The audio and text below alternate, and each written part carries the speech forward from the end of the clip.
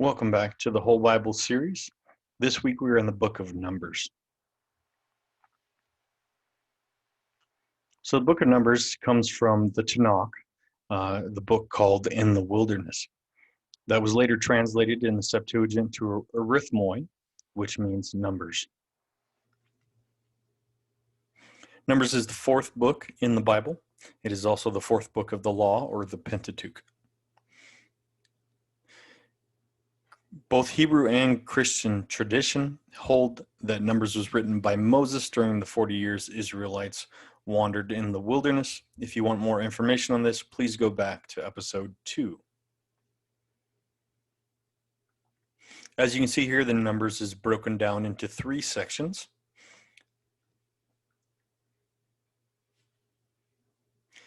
Just to rehash where we left off last week at the end of both Exodus and Leviticus, the tabernacle was completed.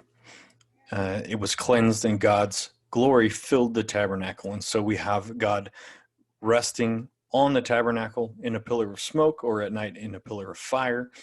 And what we needed to take away from that was that God was actually indwelling, and his presence meant the blessings for the Israelite people. So we're going to kind of rewind a little bit. So we left off where the tabernacle was ready and the people were going to start moving out from Sinai. We're actually going to go back a little ways here and talk about some preparations that God had them do for the tabernacle and around the tabernacle before they left Sinai. So the first section, chapters 1 through 10. So God commands Moses and Aaron to take a census of all men 20 and older in all the clans except for the clan of Levi. And there's approximately 600,000 men who are able to go to war. God then prescribes an arrangement for the camp.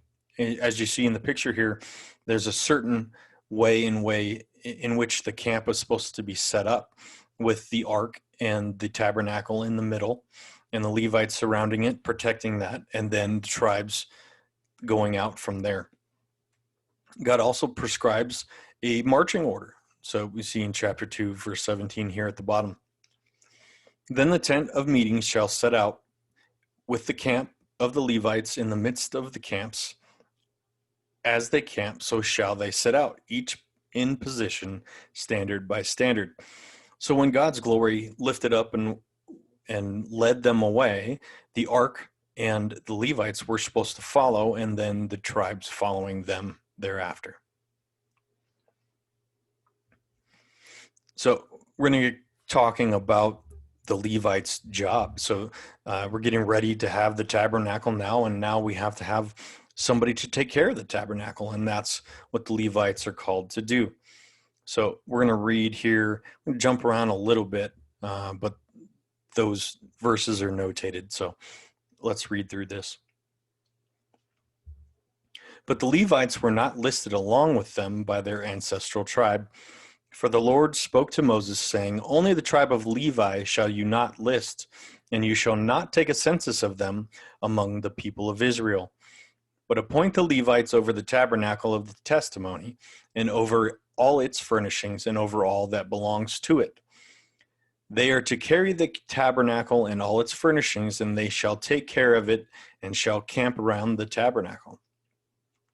When the tabernacle is to set out, the Levites shall take it down, and when the tabernacle is to be pitched, the Levites shall set it up. And if any outsider comes near, he shall be put to death. The people of Israel shall pitch their tents by their companies, each man in his own camp, and each man by his own standard. But the Levites shall camp around the tabernacle of the testimony, so that there may be no wrath on the congregation of the people of Israel. And the Levites shall keep guard over the tabernacle of the testimony. Chapter 3, verse 11. Then the Lord said to Moses, saying, Behold, I have taken the Levites from among the people of Israel, instead of every firstborn who opens the womb among the people of Israel. The Levites shall be mine, for all the firstborn are mine. On that day that I struck down all the firstborn of the land of Egypt, I consecrated for my own all the firstborn of Israel, both man and of beast. They shall be mine. I am the Lord. So God is saying that when we had the angel of death come through and kill all the firstborn in Egypt, yes, he set aside the firstborn of Israel, but they belong to him now. They are set aside as his portion. And so in their place, God is going to take the tribe of the tribe of Levi, the Levites, and put them to work in his tabernacle.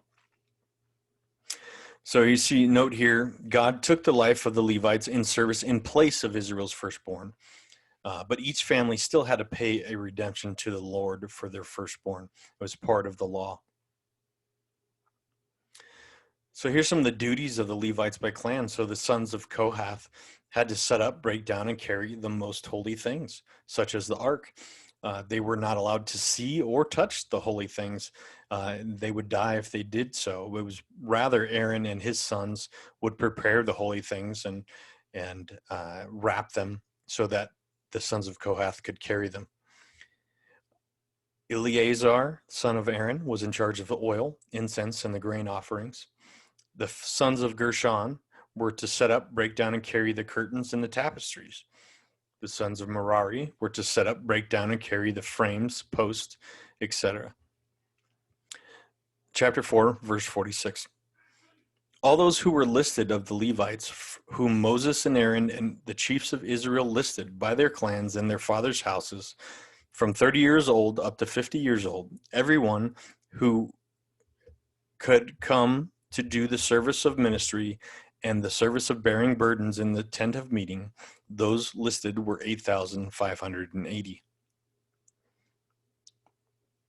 Then we get some miscellaneous laws. There's laws for unclean people and how they were supposed to deal with those. The unclean people were supposed to be put outside the camp during their period of uncleanness. There was laws regarding confession and restitution. So sin must be confessed and restitution paid to the offended party. If there was nobody left in that family, that restitution must be paid to the priest.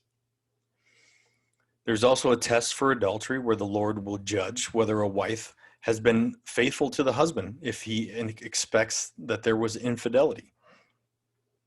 And then we get information or a law on the Nazirite vow and what should happen if somebody was to give a Nazirite vow.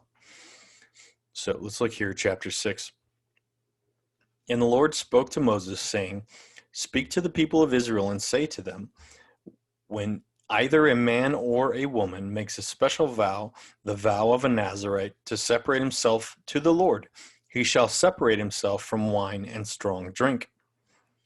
All the days of his vow of separation, no razor shall touch his head, until the time is completed for which he separates himself to the Lord. He shall be holy.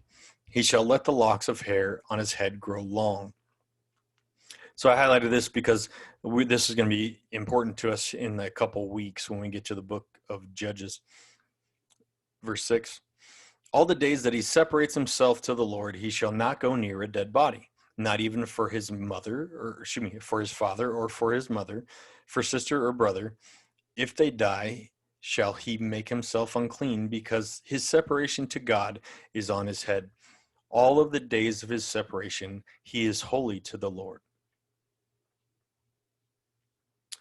Then we get into information on the tabernacle. So now, like I said, we went back, and so now they're preparing the tabernacle. And so there's information on offerings given for consecration. So the tabernacle is purified and offerings given from each tribe. And then there's information on 7 lamps, which is actually what we know now as the menorah. You see here a picture of it on the left. Chapter 8, verse 4. And this was the workmanship of the lampstand, hammered work of gold. From its base to its flowers, it was hammered work according to the pattern that the Lord had shown Moses. So he made the lampstand. Then there's information on the cleansing of the Levites. They are purified in preparation for their work as priests. Verse 14. Thus you shall separate the Levites from among the people of Israel, and the Levites shall be mine. And after that, the Levites shall go in to serve at the tent of meeting. When you have cleansed them and offered them as a wave offering, for they are wholly given to me from among the people of Israel. Instead of all who open the womb, the firstborn of all the people of Israel, I have taken them for myself. And so the service life of a Levite would start at the age of 25, and he would be an apprentice for 5 years. And then from the ages of 30 to 50, he would work in the tabernacle or around the tabernacle, whatever his work that he was given to do was, and then he would retire at 50.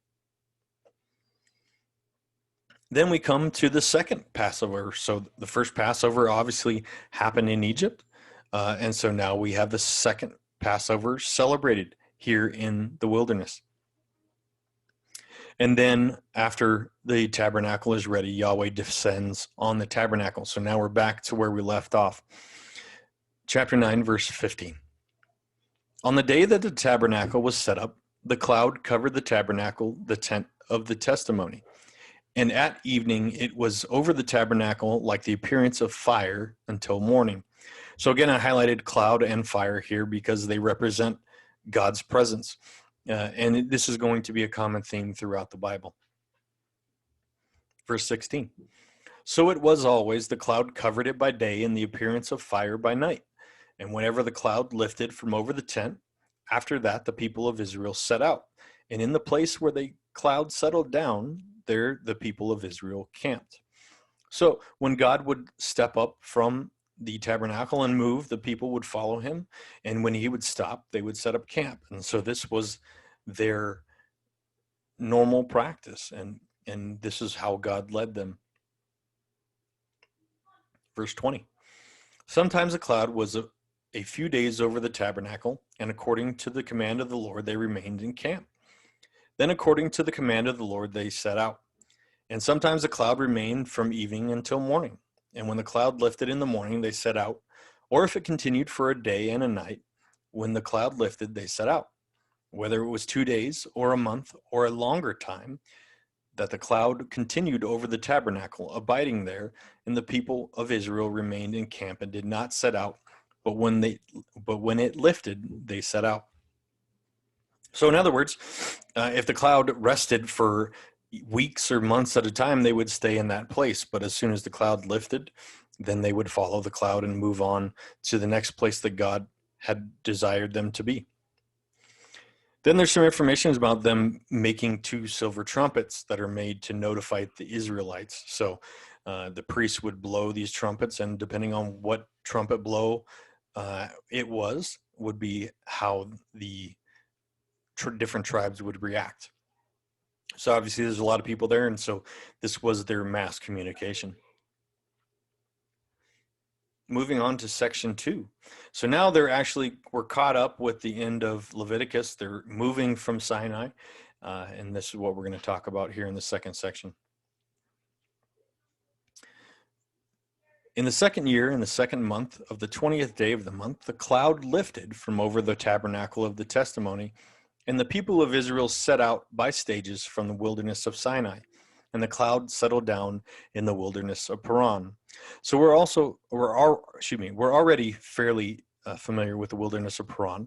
Of course, that's where Ishmael had left, and his people began growing, was out in the wilderness of Paran. Verse 33. So they set out from the mount of the Lord 3 days' journey, and the ark of the covenant of the Lord went before them 3 days' journey, to seek out a resting place for them. And the cloud of the Lord was over them by day whenever they set out from the camp.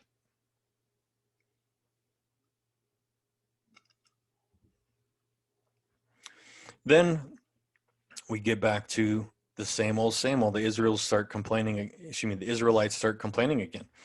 They're missing Egypt and begging to go back and asking for a leader to take them back to Egypt, because at least there they had food. We remember last time God had provided manna for them. Well, They got tired of eating the same old thing, so they're complaining about the food that God was providing. They were no longer hungry, but now they're tired of the food that God had provided. So Moses appoints 70 elders of the people, and God sends his spirit on them so that they can help Moses. And all of them begin prophesying for a short time. But only 2 of them continue to prophesy. And then we get this interesting note I wanted to point out to you guys. Let's look at verse 26 here. Now the 2 men remained in the camp, one named Eldad and the other named Medad, and the Spirit rested on them. They were among those registered, but they had not gone out of the tent. So they prophesied in the camp. And a young man ran and told Moses, Eldad and Medad are prophesying in the camp. And Joshua, son of Nun, the assistant of Moses from his youth, said, My lord Moses, stop them. But Moses said to him, Are you jealous for my sake? Would that all the Lord's people were prophets, and that the Lord would put his spirit on all of them. So I think this is an interesting note because this, as we know in the New Testament, this is actually what happens: is God's Spirit comes to rest inside the inside the believer. The Spirit indwells them, and here Moses is pointing out that he wishes that all of God's people had the Spirit on them. So then God actually sends some quail to the Israelites to give them some meat.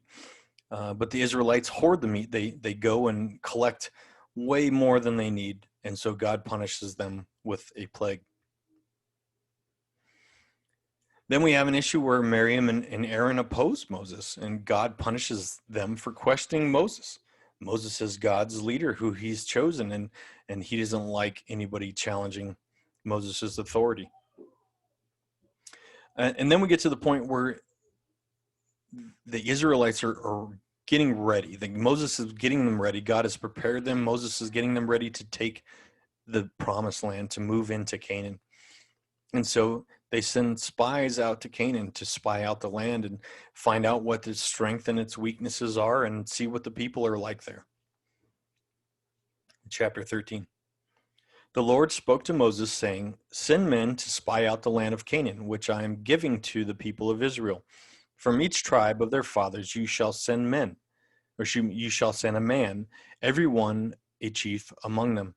So Moses sent them from the wilderness of Paran, according to the command of the Lord, and all the men who were heads of the people of Israel. Moses sent them to spy out the land of Canaan and said to them, Go up to the Negev and go up to the hill country and see what the land is, and whether the people who dwell in it are strong or weak, whether they are few or many, and whether the land that they dwell is good or bad, and whether the cities that they dwell are camps or strongholds, and whether the land is rich or poor, and whether there are trees or not. Be of good courage and bring some of the fruit of the land. Now the time was the season of the first ripe grapes. Verse 25. At the end of 40 days, they returned from spying out the land. And they came to Moses and Aaron and to all the congregation of the people of Israel in the wilderness of Paran at Kadesh. They brought back word to them and to all the congregation and showed them the fruit of the land. And they told them, we came to the land to which you sent us. It flows with milk and honey, and this is its fruit. However, the people who dwell in the land are strong, and the cities are fortified and very large. And besides, we saw the descendants of Anak there. The Amalekites dwell in the land of the Negev. The Hittites, the Jebusites, and the Amorites dwell in the hill country, and the Canaanites dwell by the sea and along the Jordan. So here we see the descendants of Anak. We've talked about these before a few weeks ago. And all these different tribes, these are all known giant clans. And you see here, this says the Canaanites dwell by the sea. This is a reference to the Philistines, who were known to be come from the sea peoples. Verse 30. But Caleb quieted the people before Moses and said, "Let us go up at once and occupy it, for we are well able to overcome it." Then the men who had gone up with him said, "We are not able to go against the people, for they are stronger than we are." So they brought to the people of Israel a bad report of the land that they had spied out, saying, "The land through which we have gone out to spy it out is a land that devours its inhabitants. And all the people that we saw there are of great height. And there we saw the Nephilim, the sons of Anak, who come from the Nephilim. And we seemed to ourselves like grasshoppers, and so we seemed to them." And so this group of people who Moses had sent into the land, they come back, and they're afraid. They're afraid of what they've seen. They've seen these giant clans, and they're afraid. And only Caleb, and we'll find out later, Joshua are the only ones who disagree with them, who believe that God can help them take the land. Let's look at chapter 14. Then all the congregation raised a loud cry, and the people wept that night. And all the people of Israel grumbled against Moses and Aaron. The whole congregation said to them, "Would that we had died in the land of Egypt, or that we had died in this wilderness. Why is the Lord bringing us to this land to fall by the sword? Our wives and our little ones will become a prey. Would it not be better for us to go back to Egypt?" And they said to one another, "Let us choose a leader and go back to Egypt." Then Moses and Aaron fell on their faces before the assembly of the congregation of the people of Israel. And Joshua son of Nun and Caleb the son of Jephunneh, who were among these who had spied out the land, tore their clothes and said to all the congregation of the people of Israel, "The land which we passed through to spy it out is an exceedingly good land. If the Lord delights in us, he will bring us into this land and give it to us, a land that flows with milk and honey. Only do not rebel against the Lord. And do not fear the people of the land, for they are bread for us. Their protection is removed from them, and the Lord is with us. Do not fear them." Then all the congregation said to stone them with stones. But the glory of the Lord appeared at the tent of meeting to all the people of Israel. And the Lord said to Moses, "How long will this people despise me? And how long will they not believe in me? In spite of all the signs that I have done among them, I will strike them with the pestilence and disinherit them, and I will make you a nation greater and mightier than they." So Moses then begs for God to spare the people once again. God is tired of dealing with this people that just won't believe, no matter what he's done and how much he's given them. He's saved them multiple times, and he's brought miracles in front of their eyes, and they still won't believe. They won't have faith that God can lead them. Let's look at 14, verse 20. Then the Lord said, "I have pardoned according to your word. But truly, as I live, and as all the earth shall be filled with the glory of the Lord, none of the men who have seen my glory and my signs that I did in Egypt and in the wilderness, and yet have put me to the test these 10 times and have not obeyed my voice, shall see the land that I swore to give to their fathers, and none of those who despise me shall see it. Your dead bodies shall fall in this wilderness, and of all your number listed in the census from 20 years old and upward, who have grumbled against me, not one of you shall come into the land that I swore that I would make you dwell, except Caleb the son of Jephunneh and Joshua the son of Nun. And your children shall be shepherds in the wilderness 40 years, and shall suffer for your faithlessness, until the last of your dead bodies lies in the wilderness. According to the number of the days in which you spied out the land, 40 days, a year for each day, you shall bear your iniquity 40 years, and you shall know my displeasure. I, the Lord, have spoken." And so these men that Moses had sent come back, and they don't believe that God can do what he has said he would do, that he would give them the land, that he would overthrow and judge these nations. And so God says, guess what? You guys are stuck here in the desert until you all die. I'm not going to bring you into the promised land until you're dead, and then I will keep the promise only to your children. Verse 36, and the men whom Moses sent to spy out the land, who returned and made all the congregation grumble against him by bringing up the bad report of the land. The men who brought up the bad report of the land died by plague before the Lord. Of those men who went to spy out the land, only Joshua the son of Nun and Caleb the son of Jephunneh remained alive.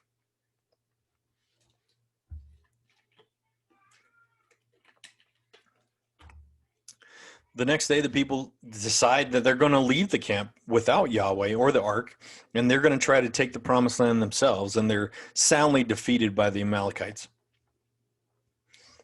We then get some clarification on laws and sacrifices. We have 3 families who end up gathering a bunch of men and trying to get a mutiny together over Moses and Aaron, and for that, God destroys them. God later makes Aaron's staff bud to prove to the people that Aaron is the one who's chosen to lead the Levites, to lead those in charge of the tabernacle. The Levites are then charged with guarding the tabernacle with their lives, that they were not allowed to let outsiders inside the tabernacle. Verse 19. All the holy contributions that all the people of Israel present to the Lord I give to you, and to your sons and daughters with you as a perpetual due. It is a covenant of salt forever between the Lord, before the Lord for you and for your offspring with you. And the Lord said to Aaron, you shall have no inheritance in the land, neither shall you have any portion among them. I am your portion and your inheritance among the people of Israel. To the Levites I have given every tithe in Israel for an inheritance. In return for their service that they do, their service is in the tent of meeting. So God has already called the Levites apart for himself. He's taken them in place of the firstborn. And now he reiterates that the Levites are not going to get a portion of the land. They're not going to get an inheritance in the land, for God himself is their inheritance. We then have some instructions for Aaron for the use of tithes, and we have instructions on purification, and then Miriam dies at Kadesh. Miriam is Moses' sister, just to reiterate. Chapter 20, verse 2. Now there was no water for the congregation, and they assembled themselves against Moses and against Aaron. And the people quarreled with Moses and said, would that we had perished when our brothers perished before the Lord. Why have you brought the assembly of the Lord into the wilderness that we should die here, both we and our cattle? And why have you made us come out of Egypt to bring us to this evil place? There's no place for grain or figs or vines or pomegranates, and there's no water to drink. Then Moses and Aaron went from the presence of the assembly to the entrance of the tent of meeting and fell on their faces. And the glory of the Lord appeared to them, and the Lord spoke to Moses, saying, take the staff and assemble the congregation, you and Aaron your brother, and tell the rock before their eyes to yield its water. So God's directions here is specific, to tell the rock. So he's supposed to speak, and the rock will yield its water. So you shall bring water out of the rock for them and give drink to the congregation and their cattle. And Moses took the staff from before the Lord as he commanded him. Then Moses and Aaron gathered the assembly together before the rock, and he said to them, hear now, you rebels, shall we bring water for you out of this rock? And Moses lifted up his hand and struck the rock with his staff twice. Obviously, this is not what God told him to do, but Moses hits the rock with the staff twice. And the water came out abundantly, and the congregation drank, and their livestock. And the Lord said to Moses and Aaron, because you did not believe me, to uphold me as holy in the eyes of the people of Israel, therefore you shall not bring this assembly into the land that I had given them. These are the waters of Meribah, where the people of Israel quarreled with the Lord, and through them he showed himself holy. So what we have here is God has already told the rest of the Israelites that they're not getting into the land, that their children have to come in, that Caleb and Joshua are the only ones from that generation that are going to make it in. It seems that Moses and Aaron are also, but here they disobey God. And so God says that they're not going to get to enter the land also, that they're going to die off before the Israelites take the land. Now we're getting ready. They're actually moving from Kadesh in the wilderness of Paran, headed towards Moab. So there's a little bit of a time passage here. We skip forward approximately 40 years. Most of those who have left Egypt, that God brought out of Egypt, most of those have died. And it's only their children that remain following Moses and Aaron, along with Caleb and Joshua. And so they began the journey to the promised land. And so you see here on the map, there's the star is where they're at in Kadesh. And so they're headed east. And the red arrow here is the way they plan to go. They plan to cross the river and go up the King's Highway, up through Edom and Moab. You actually see the King's Highway better here on this map on the right. And so they would plan on following the King's Highway up to the point where they want to be as they get ready to enter the promised land. And so Moses requests passage through Edom by way of the King's Highway, and the king of Edom denies him. Soon thereafter, Aaron dies, and the Israelites mourn him for 30 days. The Israelites are also attacked by Aaron, but God gives them victory. And so Moses now has to make a decision. So he decides to go around Edom. So first they were going to try to go through Edom over here on this green line, and instead they have to go all the way down and around Edom and Moab. So Moses starts leading the people around Edom, and they once again begin complaining. And so God sends an infestation of venomous snakes, and many people die. But the people repent, and God offers healing through a bronze serpent that he has Moses make. The Israelites then bypass Moab and enter Ammon. Then the Amorite king Sihon from Heshbon attacks Israel. And we'll see here in chapter 21, verse 24. And Israel defeated him with the edge of the sword and took possession of his land from the Arnon to the Jabbok, as far as the Ammonites, for the border of the Ammonites was strong. And Israel took all these cities, and Israel settled in all the cities of the Amorites in Heshbon and in all of its villages. So you see here, again, in this map on the left, we have Moab and Ammon, and then we're going to get introduced to this kingdom called Bashan. And so the Israelites are now living in this area here near Heshbon, in the area of Moab and Ammon. And King Og from Bashan decides to attack Israel, and God gives them victory. So now Israel has claimed this land as well.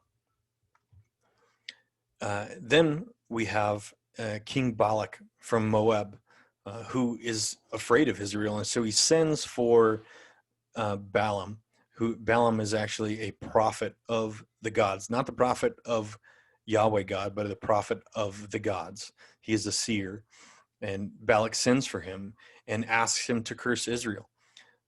And 3 times Balak instructs Balaam to curse Israel, but Yahweh and the angel of the Lord instruct him otherwise. They intervene and have him bless Israel instead. And so we have one of these blessings here, chapter 24, verse 8. God brings him out of Egypt and is for him like the horns of the wild ox. He shall eat up the nations, his adversaries, and shall break their bones in pieces and pierce them through with his arrows. He crouched, he lay down like a lion and like a lioness. Who will rouse him up? Blessed are those who bless you, and cursed are those who curse you.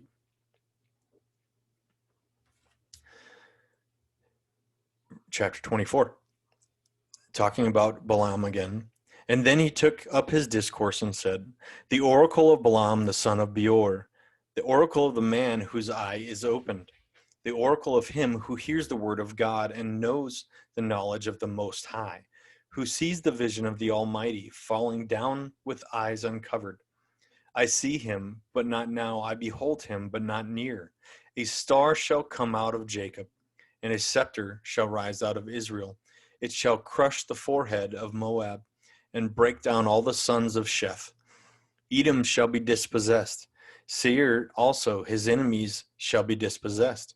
Israel is doing valiantly, and one from Jacob shall exercise dominion and destroy the survivors of the cities. And he looked on Amalek and took up his discourse and said, Amalek was the first among the nations, but its end is utter destruction. And so we have these three times that Balaam actually blesses Israel. Balak is looking to defeat them, and he wants to curse them so that he can defeat them. And Yahweh ruins his plan by having Balaam bless Israel. So the Israelites end up settling in, you see here on the map, the plains of Moab. This is down in the Jordan Valley near the river. So they're down in the plains now, out of the mountains. And they're living in a place called Shittim. And the Israelites, while they're there, they begin fornicating, marrying the women of Moab and worshiping their foreign gods. And so God gets angry and causes a plague. Then God also instructs Moses to take another census as they're getting ready to enter into the land of Israel, or the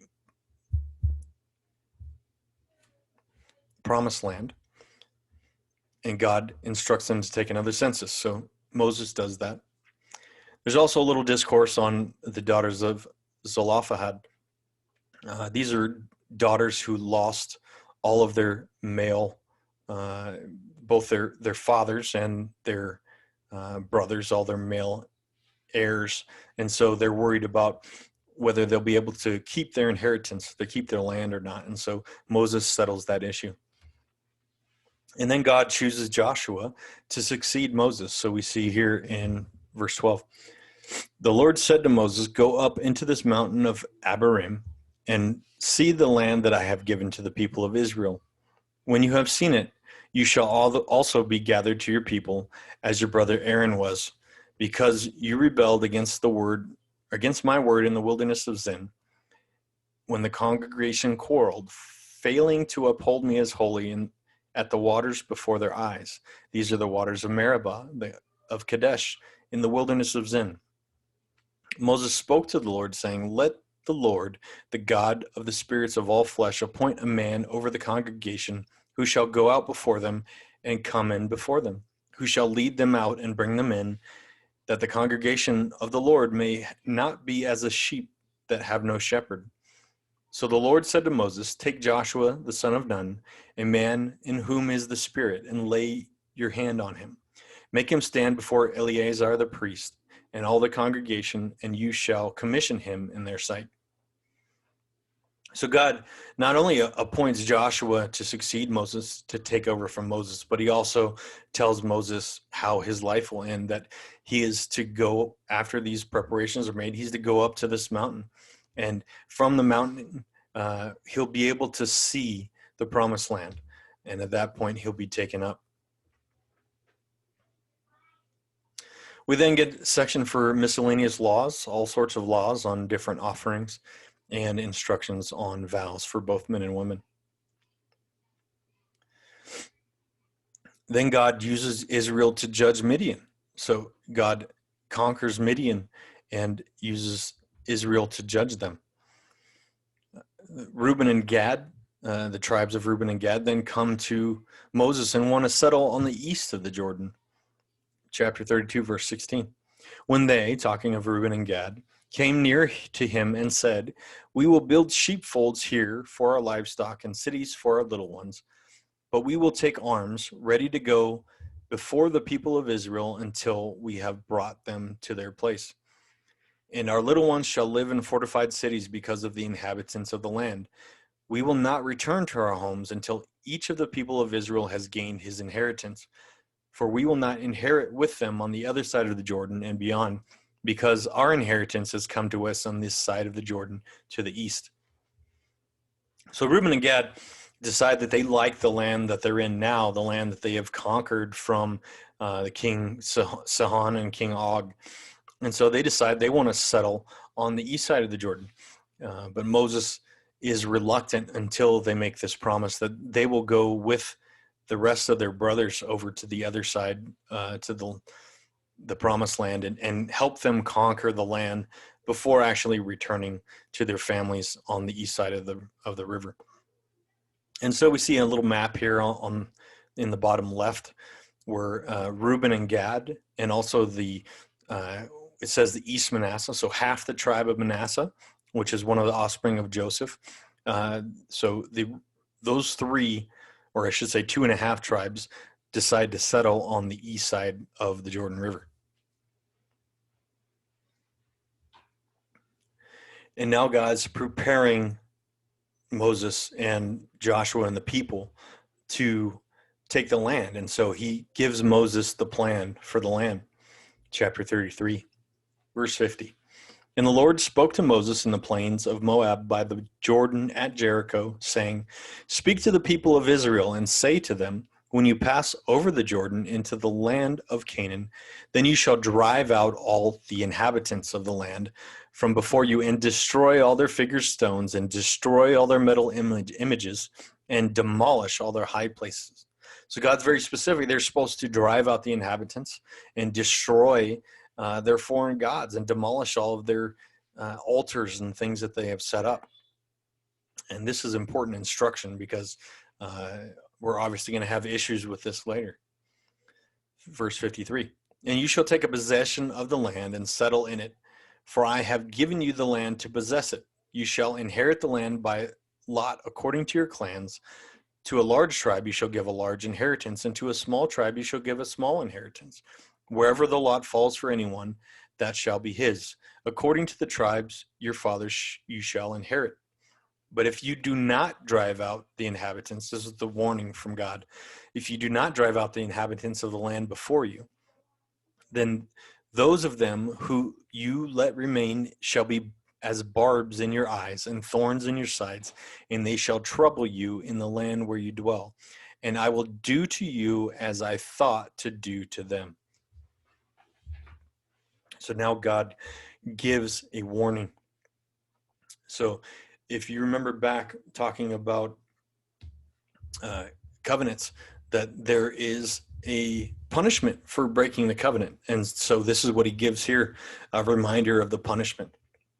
That if they don't actually drive out the inhabitants and destroy the gods and demolish their high places, that God will do to them what they were supposed to do to the Canaanites. And so God then gives Moses the boundaries of the land, which we see here in the map. So on the east side of the Jordan River, this has already been settled now, but the green area is all the area of the promised land that Moses, or I should say, that Moses promises, but then Joshua will lead the Israelites to conquer. So God commands the tribes to give Levites cities and pasture land within each territory. If you remember from a couple of weeks ago, the Levites aren't getting any land, and that was reiterated a few chapters back. The Levites aren't getting any land. In fact, Simeon and Levi are not getting a portion of the land as their inheritance. Here's a quote from Genesis 49. This is back when Israel is blessing his sons, and he says, Simeon and Levi are brothers. Weapons of violence are their swords. Let my soul come not into their counsel, O my glory.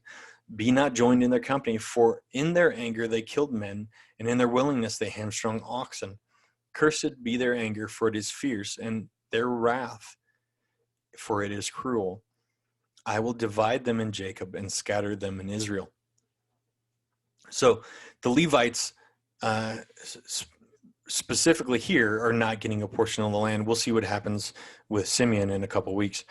But the Levites are not getting a portion of land, so God commands each of the tribes to give them cities where the Levites can have a city and some pasture land for their livestock. And then God also gives a charge to the people to create cities of refuge.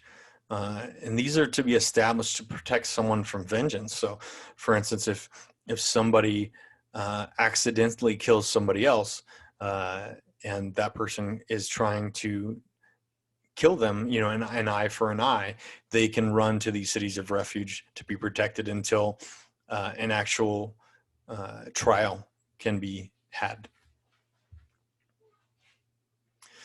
And so just a few final things. Moses is preparing to end his journey. So he's brought the people this far, and they are now on the doorstep of the promised land, sitting in the plains of Moab. All they have to do is cross the river when they're ready to take the land. And so all Moses has left to do as we're finishing up the book of Numbers is to turn his leadership over to Joshua. But first, before he does that, he's going to give a great speech to remind the people of all that Yahweh has done and all that he has commanded. And that's what the book of Deuteronomy is. It's Moses' speech.